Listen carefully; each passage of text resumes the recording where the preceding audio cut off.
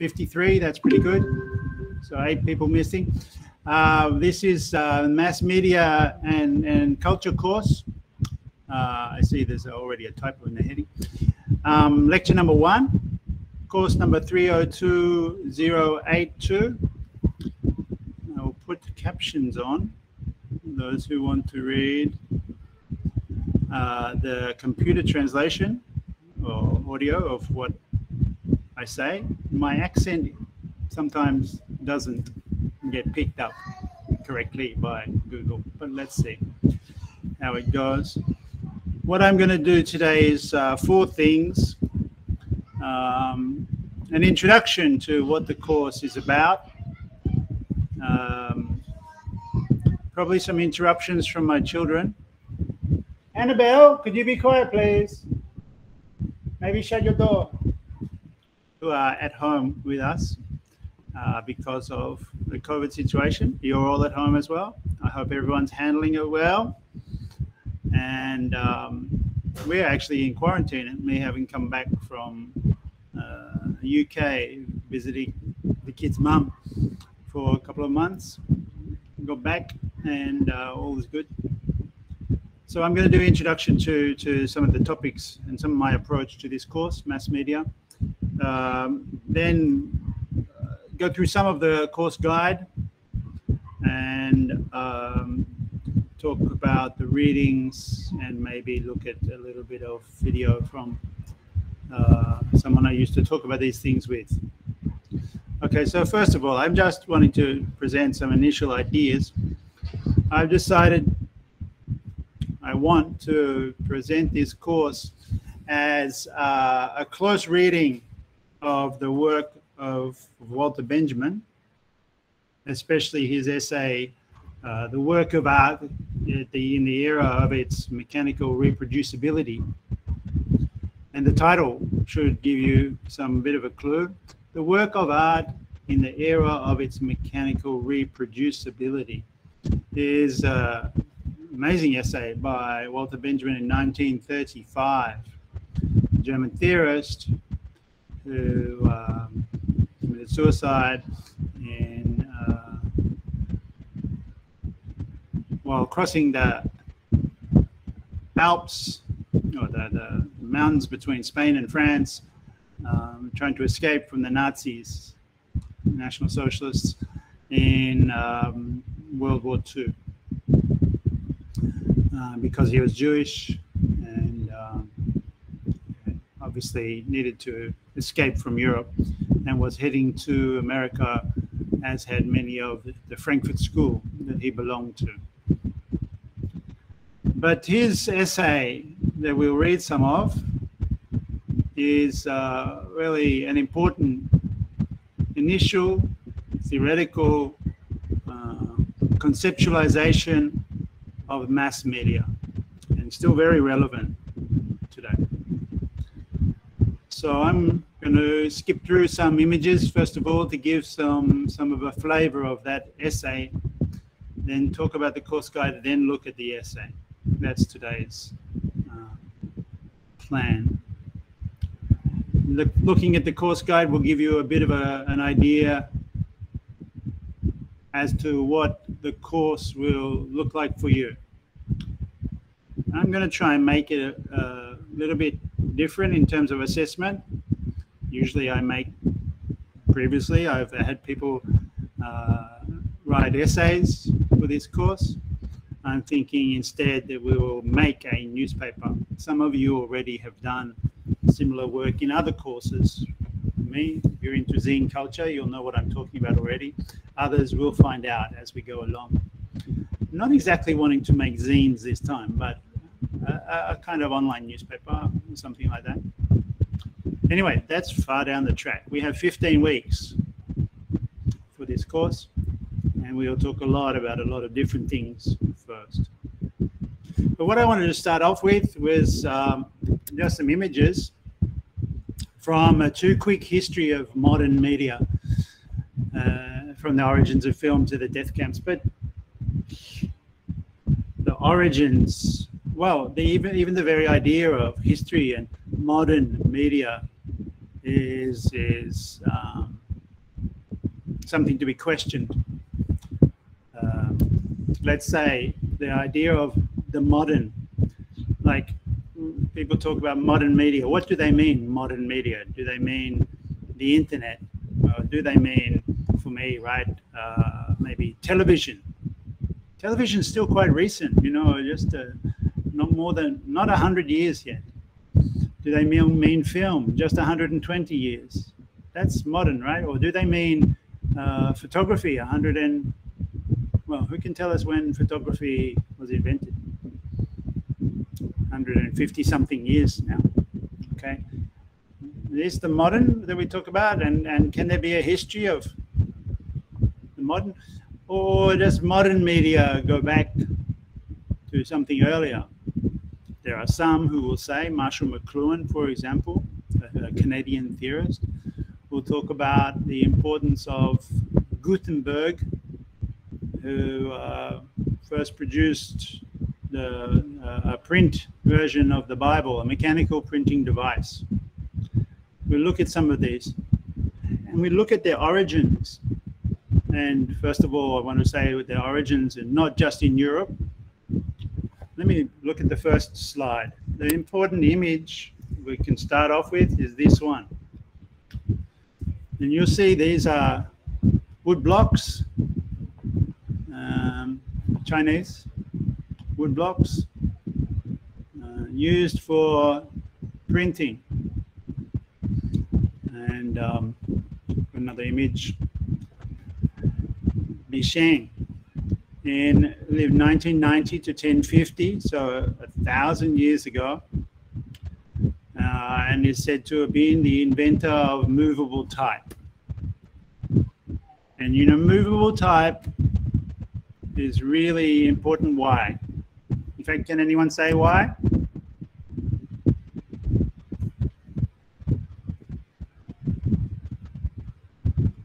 Move to change the layout. I can see you all.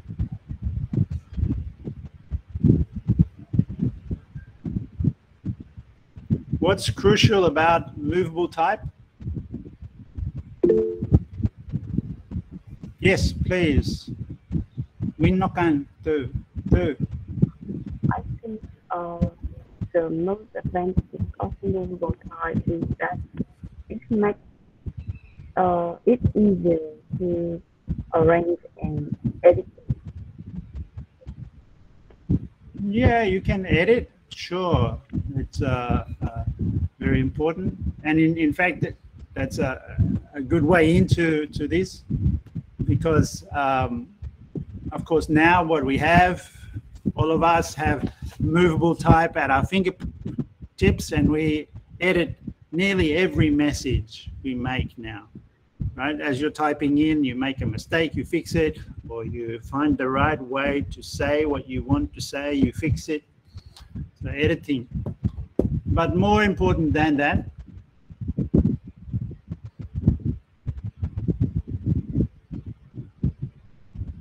I mean, that's really a very important part of it, but the absolutely crucial thing about movable type is you can reproduce the text several times. You can effectively print.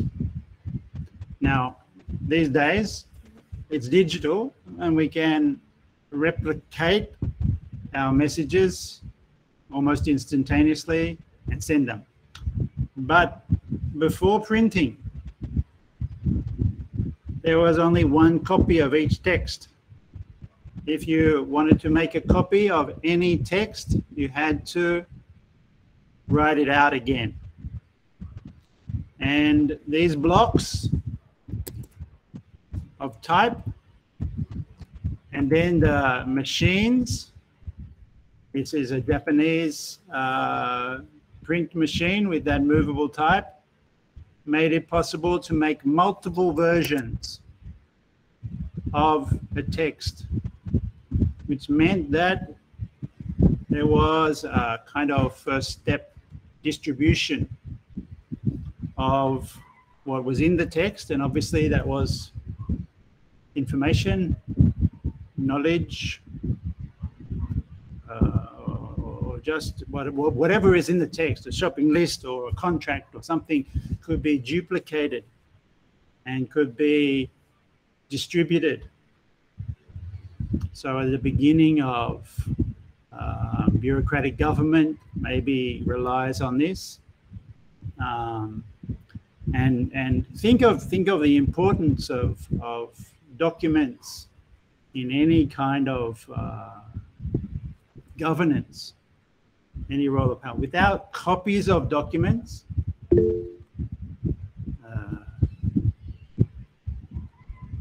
someone raised their hand. I can't see the hand though, so I can't tell who it is, but go ahead.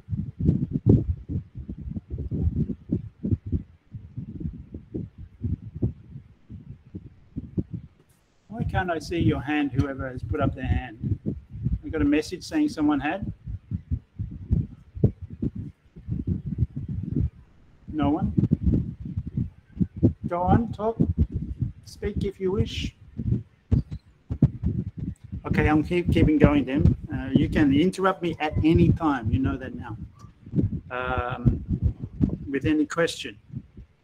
But movable type, this might be a research project for someone. I think it would really potentially a great research project for someone to look at how the origins of movable type in China and in Japan and in India as well. Although in India it was largely printing on fabric. They used block printing to put designs on fabric, and that is the path that ran simultaneously with textual printing. Look at the history of this in relation to governance and power, because without the replication of documents, and then in addition the stamp that made that document authentic, which in Vietnam is still a big thing, right? The red stamp on your document, so that the copy is authorized by some power of governance, is really a crucial part of the beginning of the transmission of power and memory. Really important here is how the text that can be duplicated becomes a repository of an institution of memory, so that you could have eventually books get printed in more than one copy, instead of having, as was in the past, a clique of priests largely copying knowledge one by one from one text to another. You could duplicate a text using movable type to print and move it to another place and print again, and circulate texts and put them in different libraries in different places so that people had access to this knowledge. And this is the beginning of modernity, some will say. What does printing do if not both concentrate power, because you can control through contracts, and distribute power through more than one person being, more than a clerical class being able to access the documents? So codification of the law, of culture, of belief, of knowledge, of heritage, of a people's history, all becomes more readily distributed because of being able to print and multiply document. So the library as an institution where printed books are put together. And it's not just, you don't just make one page and print that page over and over. You can move the documents again and make another page using your alphabet, using these images, these different blocks, right? Rearranging them inside these slots to make sentences, different sentences, so you can, what's called recompositing, recompose the page. So you print one page in multiple copies and then change the blocks around, print another page.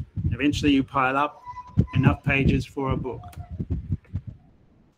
on these machines. And of course, they get mechanized increasingly over time, especially in the 19th century with the Industrial Revolution. It's Gutenberg, really, Gutenberg's printing press, which is developed. But here we see a compositor at work. Annabelle, you must be quiet, please. You shut your door. Sorry, my kids. She's singing. Here you see a compositor at work. He is using a mechanized version of moving the type around for a print machine. So ever more complicated, but interesting. Okay, now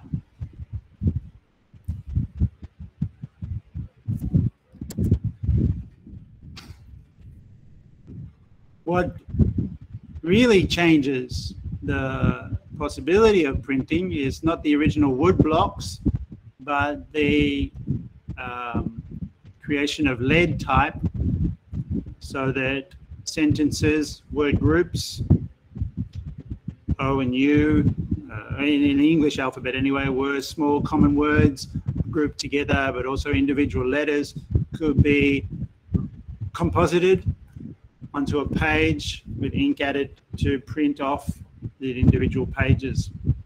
Lead type made for more versatility and was able to produce, first of all, usually the Bible. And famously, Gutenberg printed the Bible, but there are many different Bibles presented because the Europeans were very keen to proselytize, to send out their knowledge and their political control of ideas through circulating the Bible. And interestingly, for my research, in Serampore in India, reproducing the Bible in other languages, part of the colonial project. Interestingly, in Serampore, which is just outside of Calcutta, the British colonialists did not like to have missionaries with them, but the Danish city of Serampore, about 50 miles from Calcutta, allowed the missionaries to set up there, and they set up a print studio and printed the Bible in Gujarati, in Bengali, in Tamil, and in 35, in the period between 1789, I think, to 1825, William Carey, C-A-R-E-Y, printed the Bible in 35 different Indian languages. And this was happening in different parts of the world as well, you know, Africa and China as well. But just for India, for Indian colonialism, the mass production and translation and circulation of European ideology, let's call it that, was a big part of the origins of print and the origins of the modernity of mass distribution of text, mass media, we have to call it. Of course, the text is not the only thing. And in this course, we're going to talk a lot about images as well. Okay, and the image you see at present is a photograph of Louis-Jacques Daguerre, who was one of the two brothers, the Daguerre brothers, who produced the first photographic images, the daguerreotype. They managed to print, to reproduce, to duplicate images taken from real life. Right? Of course, it was difficult to do this in the early days. This is 1830s in France. They're developing photography.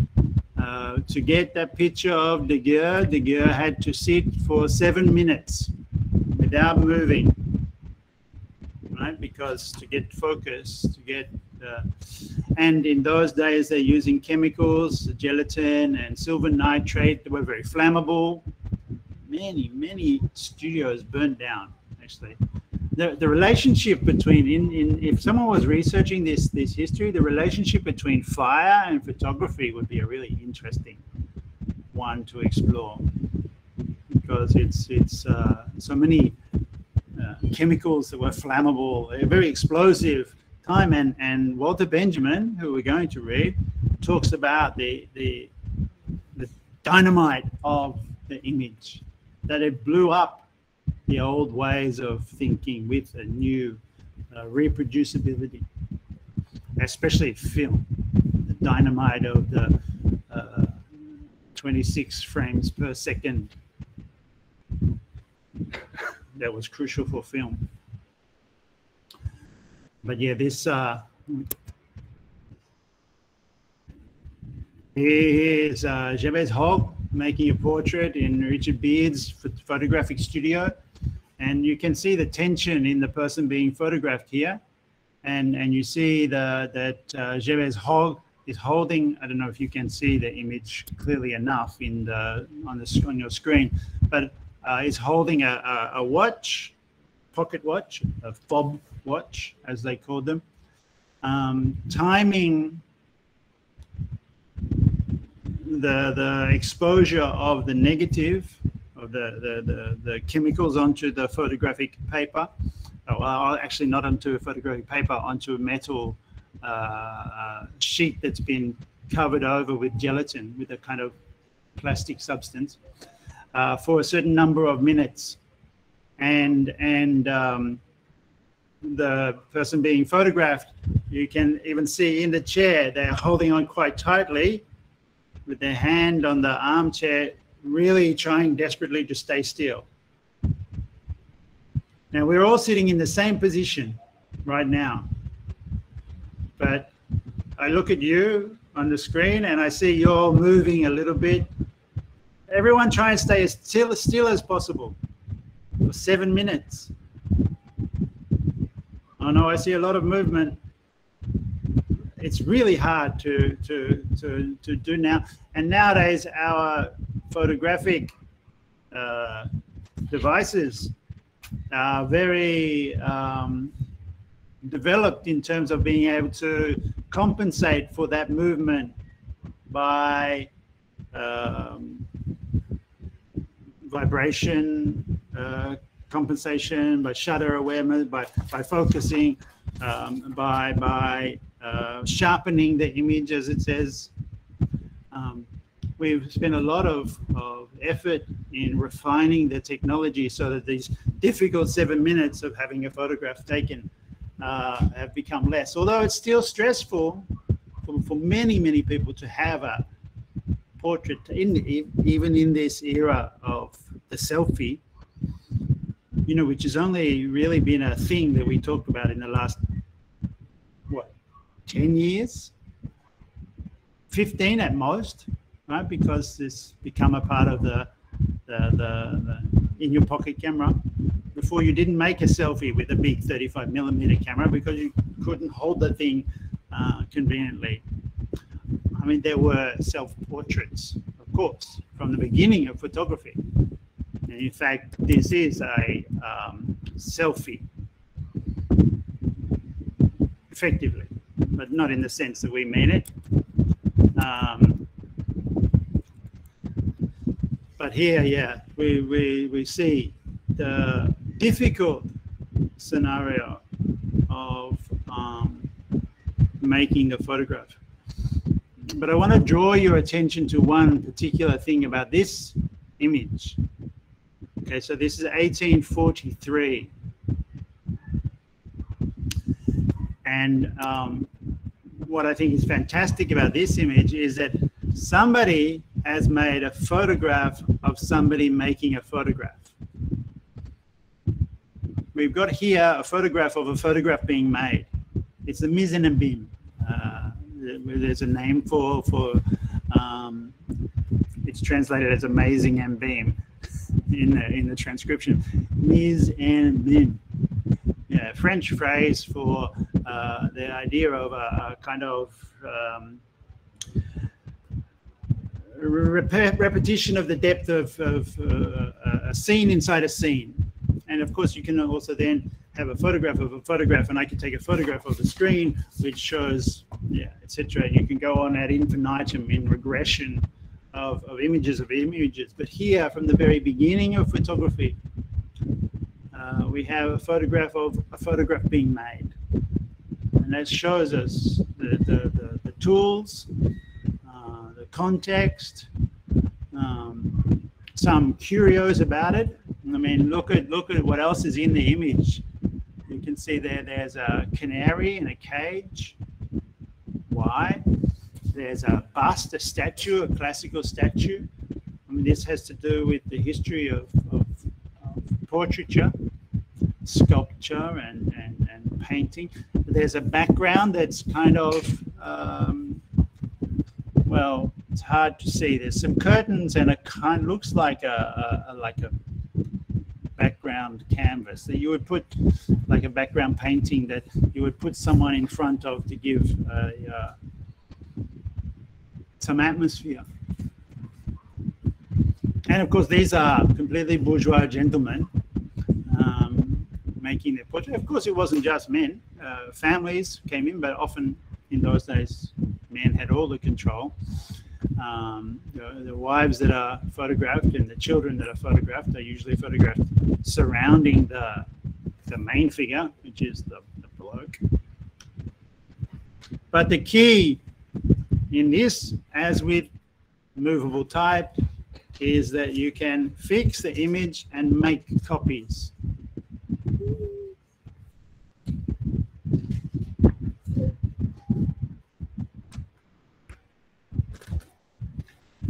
And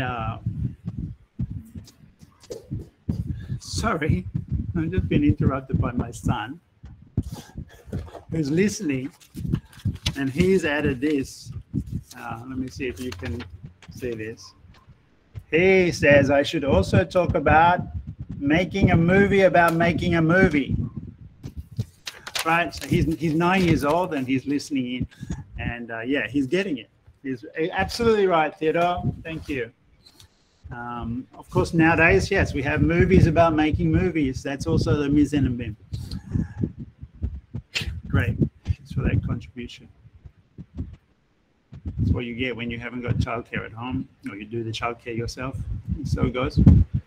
Now, where are we with them? Movie making part of this, though, also has a bit of history.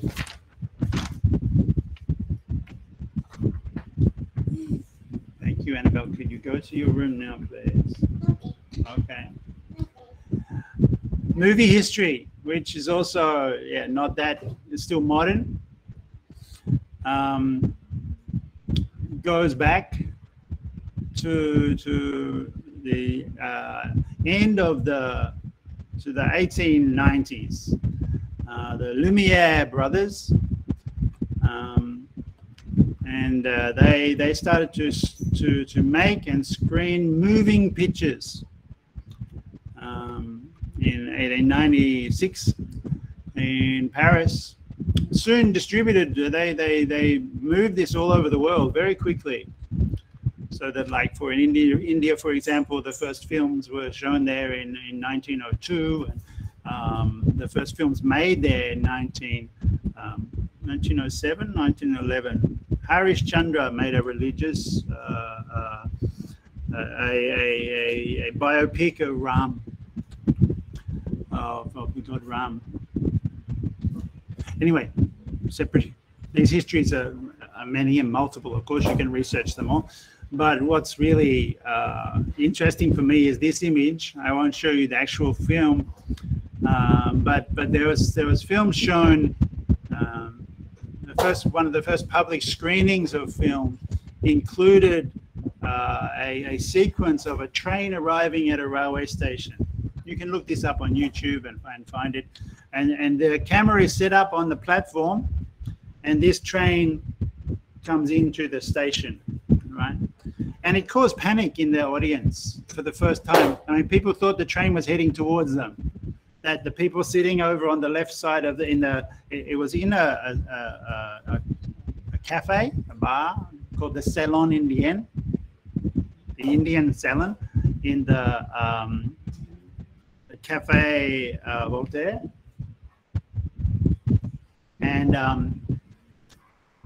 this screen of this train set up from the platform. Very clearly, we, in our perspective, can see that the camera is on the platform, so we're safe. But because people were not, so the story goes, were not used to receiving images of moving pictures, they were concerned that this train was coming for them and would move into the auditorium and hit the people or confront the people. Anyway, they moved back in shock. So the first shock image, right? And of course, film since then has very often been about shock images. And that's another dimension of its reproducibility, the reproducibility of affect, of feelings of anxiety or drama or panic or horror or fright or action, enthusiasm. The images made by Lumiere were very interesting. They made this one of the film. They more importantly, the Lumiere brothers more importantly made this film of women leaving a factory, which is probably the first film, right? And 1896. The workers leaving the factory, it's called, and this is interesting because you see them walking out of this factory, and for starters, first of all, it's women. I guess it's a garment factory of some kind, and we see them leaving work. But what we hear by knowing the history and from interviews that Lumiere did, this was not a piece of real life, so to speak. They didn't set up the camera and film when the workers were knocking off from work. They got the workers to act out leaving. So this is, we don't know which take it is, but it's take 4 or take 5 of their experiment.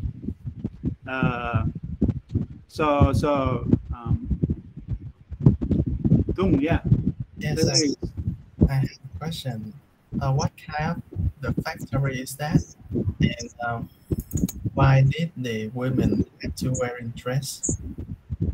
So there's the in a garment factory, and this is 1896 when women were required to wear hats in Paris.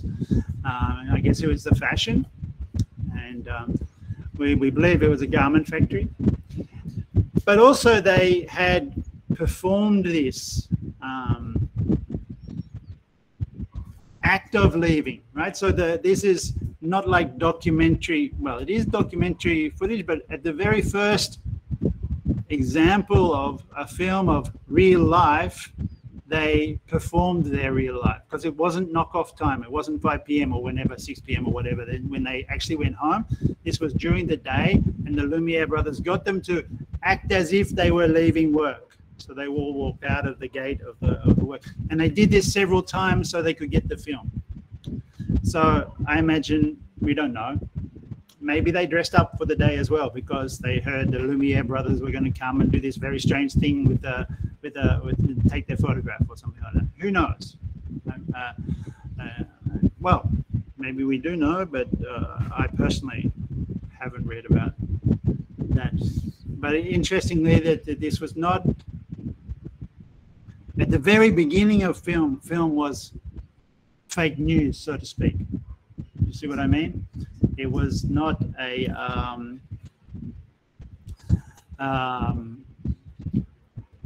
real slice of life, but a performed slice of life. And of course, that's what the camera does. It takes a slice of reality and puts it up in a way that is, we kind of are asked to think that it's true, but it's not true. Because for starters, as we're sitting here, these women are only this big on our screen, and we know women are larger than that. They are not so flat. They are not frozen in time. They are mostly dead by now. Yeah, all of them, 120 years ago, 125 years ago. They are fully rounded being like a photograph.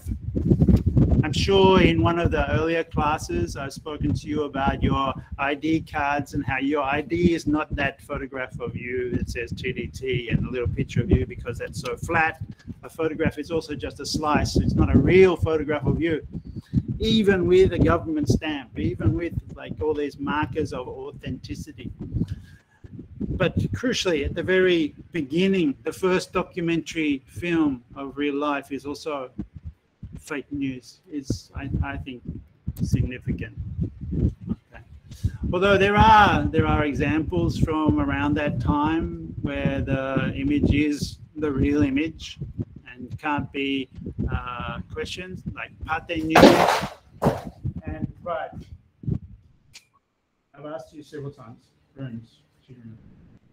Excuse me for that. You know that you've got the whole half of the house.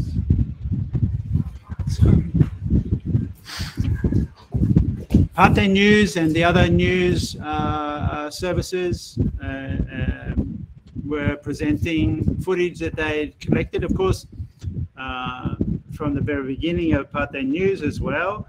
There was fake news. Right? So William Randolph Hearst, who was one of the first big newspaper proprietors and making films, also used to send his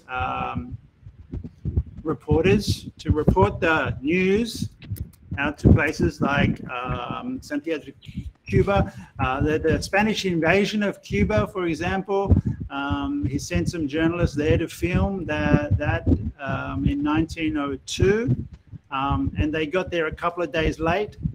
So they missed making a photograph or making any film of the invasion. And what they did instead then was make little models of boats and put them in a big tub, and with cigar smoke, they made a fiction of the battle, and they screened that on the news. I mean, I haven't seen it, but I'm sure it was very obviously not, but in those days it passed. But there was real footage. For example, here, an image from the Mexican Revolution of, you can't fake this so well, of some of Zapata's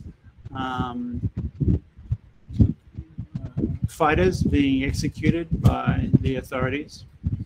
And so very early in the history of documentary film, there's a violent reality as well. Okay, now the thing about this in relation to movable type is that images too can be edited and reproduced and circulated. I mean, that's what Pate News was doing. They were circulating and reproducing images in the same way that the Bible was being reproduced and circulated in the earlier era, and photographs, of course, also worked in news. In fact, the first transmission of photographs over the wires, right, by fax machine, well, the equivalent of a fax machine, was William Randolph Hearst's girlfriend. A picture of her, Marion, was sent by electronic wire over the telegraph from like New York to Chicago or something like that. It was a glamour shot of the newspaper proprietor's girlfriend, Marion, which the film, if you've seen it in another course, popular culture course, the film Citizen Kane is kind of partly all about that. Of course, this is not unrelated to fiction film.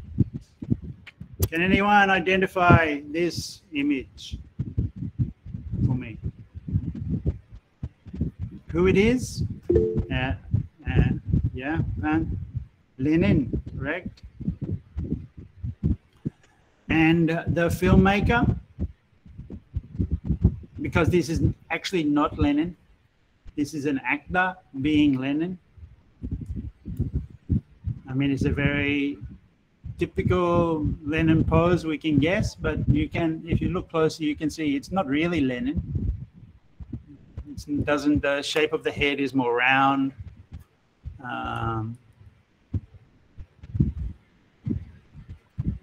Okay, so this is from a filmmaker called Sergei Eisenstein.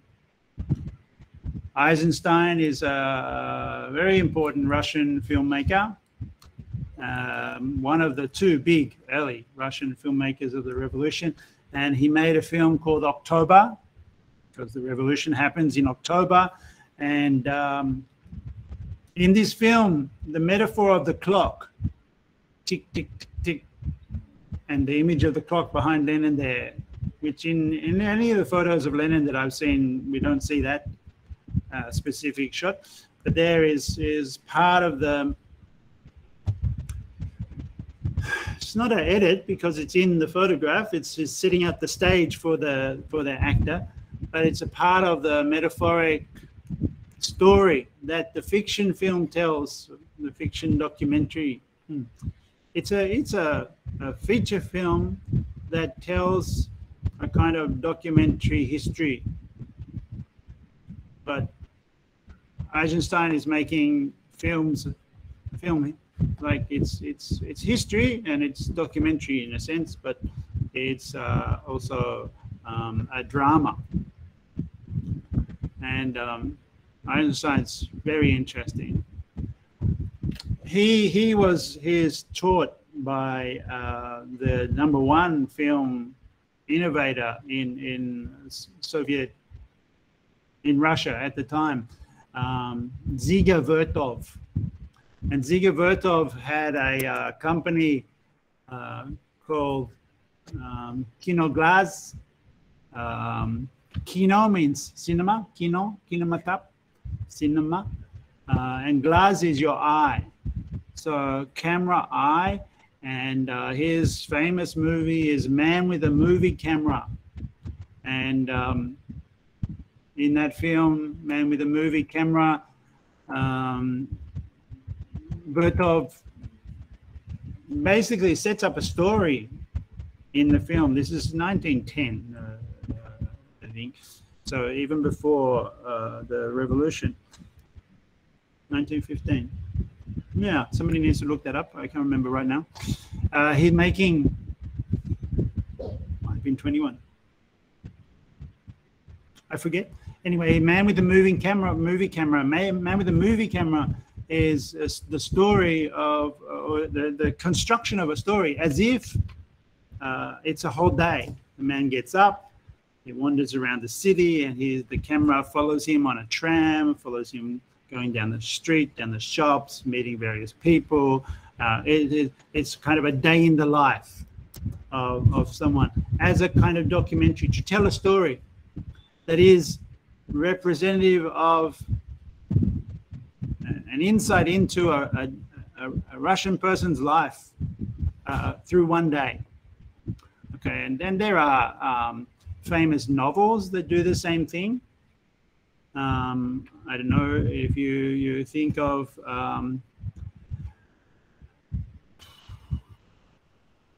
James Joyce and Ulysses, following Bloom for a whole day, a whole novel which follows a day in the life of Harold Bloom.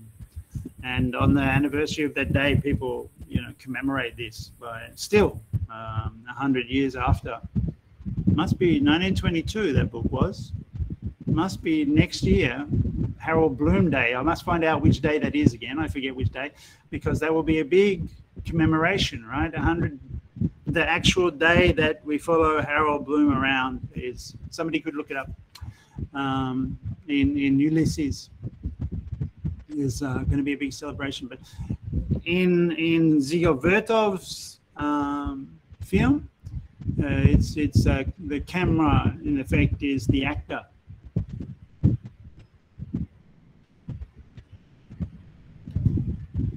Somebody has said film 10 Days That Shook the World. Yeah, this is a later film. 10 Days That Shook the World was a book by John Reed. In fact, I even have a Ting Viet version up there on the bookshelf. It's been translated recently, last year, and that became a movie as well. Those 10 days are 10 days in October, right? Interestingly, Vertov, even though Ziga Vertov was Eisenstein's teacher, Ziga Vertov was more restrained in some sense, and Eisenstein was more political. So instead of Kino I, which was Vertov's line, Eisenstein said, no, the camera, it's political. We must tell not just a story, but an argument. In fact, he prefers Kino Fist instead of Kino I. Kino I is neutral, just observing. Kino Fist is trying to make a political point. By the by, this is what they talked about in those times. Of course, the political in film, that history is really a big part of things, and not just film, I guess. Another thing that we'll look at closely, Walter Benjamin and his involvement, participation as a journalist and as a commentator in the radio. And in fact, alongside photography, film and print, mass media that really matters is also audio and is radio. The radio was, they say here, and you see the lettering gives you the clue that this is Germany. Can anyone read it? How's your Deutsch? Speak Deutsch? Niemand? No one? Okay. Ganz Deutschland hört den Führer. So the headline is the whole of Germany hears the voice of the Führer. And this is broadcast media, right? So the duplication through the airways, through radio, of the voice of the Führer, and you must probably have heard it, or you can quickly look it up on YouTube later and see there's a certain style, much copied of Hitler's style of speaking. As much as Lenin's style of speaking, Hitler is even more the haranguing political figure in front of a microphone. Mit dem Volksempfänger, the radio speaker. In the whole of Germany hears the Führer through the radio speaker. And here the image is of the population gathered together. Look at this image. The population gathered together in front of the speaker to hear. Of course, Hitler gathered people to his speeches. When he spoke into a microphone, there were hundreds of people there. But across Germany, it was individuals or families at most sitting in a room on their own, listening to the voice of the Führer. But the event of listening, or in a way the fiction of listening together, brought the political movement of fascism into reality, so that everyone in Germany was the same, part of the same movement, part of the same nation, same national project, the delusional national project of National Socialism, of Nazism. Nothing to do with real socialism, right? National Socialism is the name of the Nazis, and they hated communists, right? By the way, not to be mixed up. But the idea that the radio could bring a nation together and the duplication of the voice could reach out and bring people isolated in their different homes as if they were together in that picture standing in front of the loudspeaker is the magic of, or the myth of mass media. Okay, so I mean, these are today's absolute issues, right? When you are sitting in a cafe and there are 20 people in the cafe and all of them are looking at their screens, are you together in one group in some way, or are you an isolated individual? No, you're attached through the radio, the device, whether it be the radio or your phone device, you're attached to a sense of community. All the players of a game, all the people listening to a blogger, all the people reading a certain email sent from the dean of the faculty or something like that, right? Or looking at the Facebook page of TDTU or one of the fake TDTU, whatever. These are parts of the same modern, if you like. And politically, for Eisenstein and for Vertov, there's, it can be just as it is, or it can be used for political gain. Similarly, the radio has this double feature. It's used by the Nazis to create the National German, the movement. But at the same time, and this is the Nazis, I wanted to say they're also involved in filmmaking. Famously, Leni Riefenstahl, who is the person in white you see holding beside the camera, filming here. This is Leni Riefenstahl,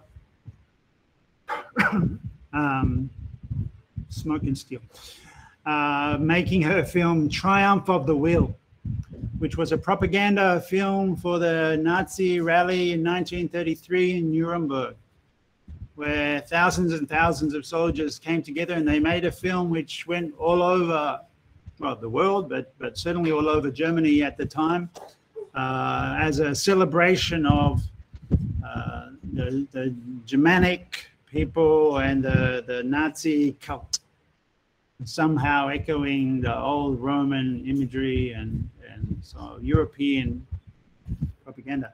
But what I wanted to go on to say, it happens in film, happens in radio, but it happens, just observe it or politicize it.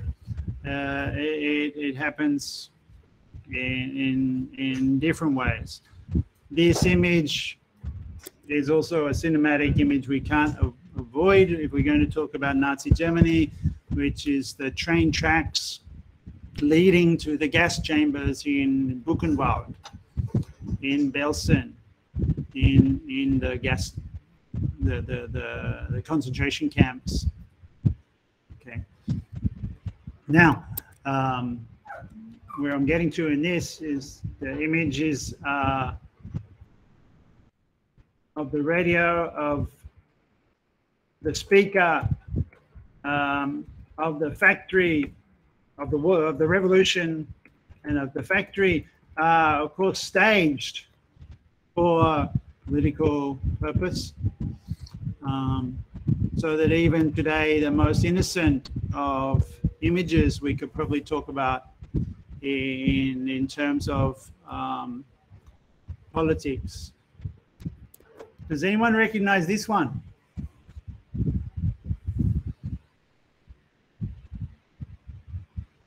When I put Laika as a comment. Yes, this is Laika, the dog who traveled in Sputnik. Actually, there were 4 or 5 Laikas, several dogs in the team that were being prepared for to travel, to be the first creature from our planet to leave the planet. This is the picture of one of those dogs and the container in which they traveled, which is called Sputnik. It's a nickname for me, right? In 1959, went up out of beyond the atmosphere. Didn't make it back, unfortunately. Not very much insulation in this rocket ship, this capsule that Laika is in. Maybe a bit sad, but it's recognized Laika as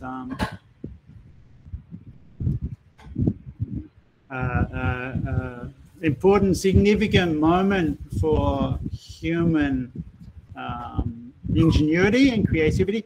And of course, that was also political right? Because this was the Russians showing to the Americans that the Soviet way was superior. The American space program was nothing like this, and the Americans went all out for the next 10 years to try and put a man on the moon, and all they got was Neil Armstrong fluffing his lines when he stepped on the moon. And he said, "One small step for man, a giant leap for mankind," when he should have said, "One small step for art man." Right? He got his tense wrong in that moment. But anyway, by the by. Even an innocent shot of a heroic moment of this lovely Sputnik, the first canine in space, is completely politicized in terms of our interpretation of it. Now, okay, so we've spoken for an hour, and I'll stop for a minute and just catch my breath. And I'm going to go on to next talk about newspapers a little bit, and then the course guide. All right. So I'm going to stop the recording just for now.